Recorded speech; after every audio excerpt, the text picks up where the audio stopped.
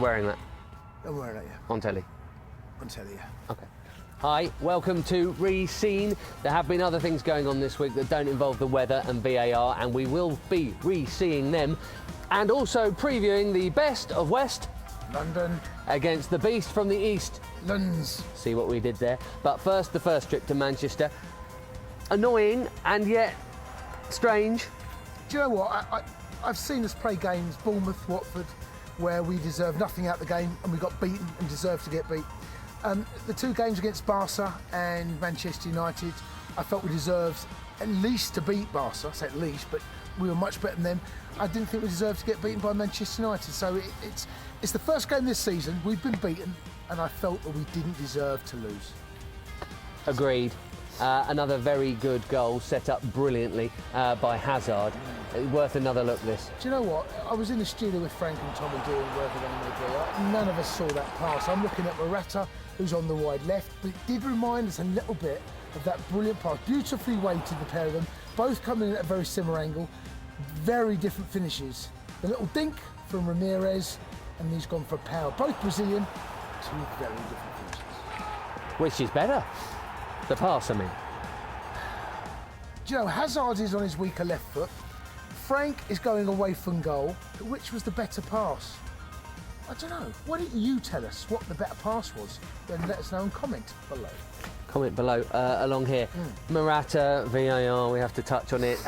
Very marginal. I mean, even now, you're looking at the line, you're thinking VAR, his foot's there. Yeah, listen, if VAR was brought in, it's got to be a clear and obvious error. That's not clear and obvious. He's probably onside, but it's inconclusive. We've had the boffins working on it and put the lines on it. This is what it looks like. Yes, he's on, clearly on there, Ben. I'd say inconclusive.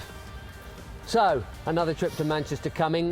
Chelsea TV cameras have brought us some lovely, rare, snowy footage from the training ground. Eden Hazard, even accurate with that. I mean, poor Dave, but well done him for that. I mean, God knows what this is. What's this? Well, that's brilliant goalkeeping. There's also a warm-up session there. Can't quite get down to your bow.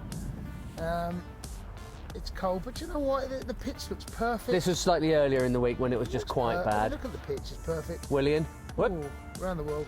Isn't he playing well at the moment? Absolutely. He's certainly the form he's been in at Chelsea. And Hazard, you know, and where these little flicks and how they come off on a Saturday and a Sunday, here is why. He's loving it. Look at his face. He really enjoys playing, doesn't he? And there's some nice finishes. One there. Trevor Chalobah, fabulous wallop. Morata, bang. Should score though. Yeah, right up the middle. Good camera angle. Nice stuff here from the training ground, and a full week to prepare, which they don't normally get. Well, you might say need it ahead of a trip to the champions-elect Manchester City, but hopefully it will all stand us in good stead. Now, Cesar Azpilicueta. To be fair, he's outed himself on this front. Osasuna, 11 years ago, his debut. Look at the state of the Barnet. It's a good mullet, that, Jason. It's a fine mullet, and it's not escaped the notice of a couple of ex-Chelsea players. Frank Lampard saying Aspi #mullet, which leads us to the latest Chelsea debutant. Kyle Scott came on against Hull, and he, to be fair to him, has relentlessly sported this same do for years throughout the academy. Since I first saw him when he was about 14, he had this look. #debut, #mullet. Yes, it's a fantastic do, and well done him. Like Jerry Francis, steadfastly refusing to change the style, and it did bring to mind a few famous Chelsea long at the back do's of the past. We'll start with this one, Cundy. Yeah, that's when I had Barnet. I've got a bigger forehead or five head there than I have now. That's good, and so was Kyle's, and so was Aspi's, but it doesn't compare to the late, great Ian Britton. Wow. Wonderful Shawaddy Waddy. That is a beauty. And his good mate from that same team, and our friend and colleague, Clive Walker. They must have got the same barbers. It's amazing. It's a proper Kentucky waterfall mud flap, as they would probably call it on the other side of the pond. That takes some cultivating. I mean, it's amazing. Okay.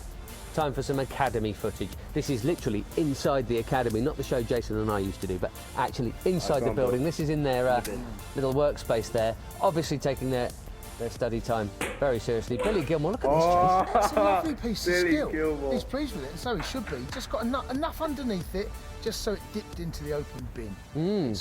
Yeah, he's a good player. And he's been successful again with the Youth Cuppers who played Fulham. But before that, they played away at Fulham in the league on Friday, staying 6 points clear. Only one goal on this occasion. Charlie Brown scored it, but just watch out for Marcel Lavinio, does the assist with his head there. Where's the sniper, Jason? He ran in the wrong direction as well. Nice finish, Charlie Brown. Very like Alvaro Morata's, actually, that he hit the bar with at Man United. So, just a few days after that, they go to Fulham again. Craven Cottage this time, live on Chelsea TV. Quarter-finals, the holders, and actually, it was 0-0 at half-time. And then in the second half, it was frighteningly good. 6 goals. Hudson-Odoi heavily involved, having been quite well shackled before that. But some very impressive stuff here. This is Hudson-Odoi again. Nice, really nice. Tough skill there. And Martel Taylor-Crossdale comes off the bench. Callum sets him up here for 3-0. Then we have this moment. Mark Gurhey's been brilliant this season. A rare mistake from him there. That is Timmy Abraham, younger brother of Tammy, getting a penalty. Jamie Cumming couldn't really get out of the way, and then made that brilliant stop. And Reece James with the block, so the sheet stayed clean. Well done them. Up the other end, great work from Billy Gilmore. All that practice with the water balls. Look at this from Dujon Sterling. You're not expecting that. Nice, beautiful, well played. 4-0. He came off the bench as well. I mean, how strong is that a 3-time Youth Cupper is coming off the bench? Martel header from the excellent Tariq Lamptey's cross for 5-0. So he's on a hat-trick, and he got the hat-trick because Lamptey here, nice. right at the That's end, nice. wins a penalty. He's brilliant, this boy, Tariq Lamptey. Watch him with us live on Chelsea TV. He wins the penalty there, and Martel off the bench, hat-trick, 6-0. Yeah, well done then. We spoke, didn't we, last week or the week before about the pressure that Jodie's put himself under and those players, bearing in mind what they did last season. You know, And the year before, and the year before, and the year before.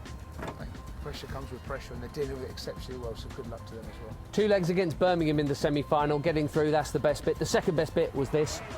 2 Fulham players clearing the way for Tariq Lamptey. Yeah. Here we go. Bang! I mean, that's a bit little v large as well, isn't it? There's a bit of a mismatch in size. Brilliant. OK, Chelsea ladies next. 1 point clear of Man City, who'd lost the weekend before. They took them on. Could have gone 4 points clear, but it was another frustrating away day in Manchester, as it turned out, that began brilliantly, Jason. Cracking goal from Millie Bright for 1-0 there. Nice finish. Wasn't it, Justin? Yeah, it was She doesn't for get many. First in almost a year for Millie. Got even better halfway through the first half. That's G making it 2-0. So at this point, looking really good for going 4 points clear. Not Ben, it's always one of those horrible leads. You think you're in more control than you actually are. But yeah, City pulled one back very quickly after the restart, and then an absolute ripper 4 minutes from time, making it 2-2. But still, top 7 to play, and 1 point clear of Man City, the way it stands. Right, time for Game of Nose.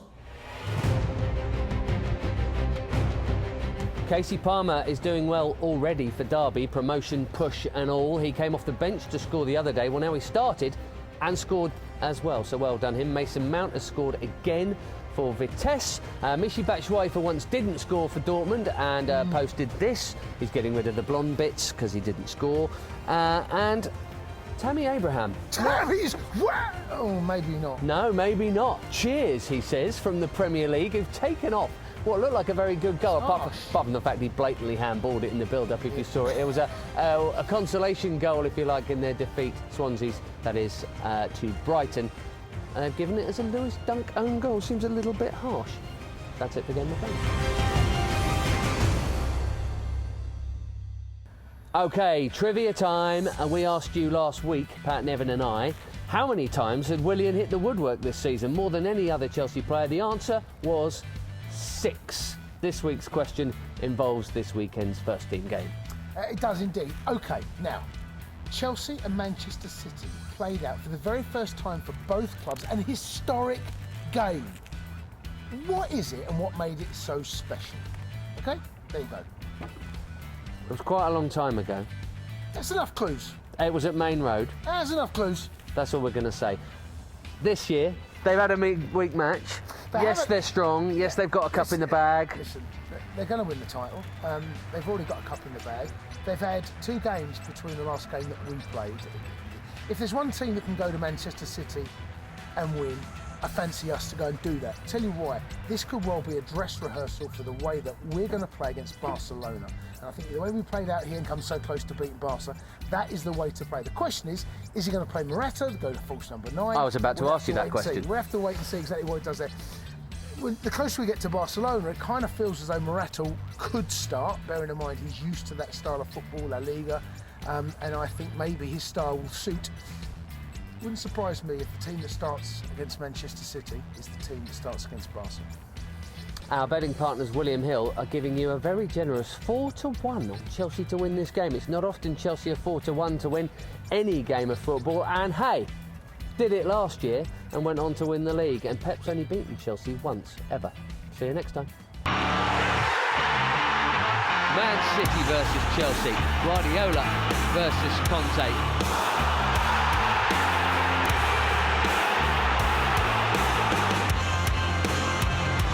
Awkward own goal, nothing that Gary Cahill could have done about that. It's the Brutus in the middle.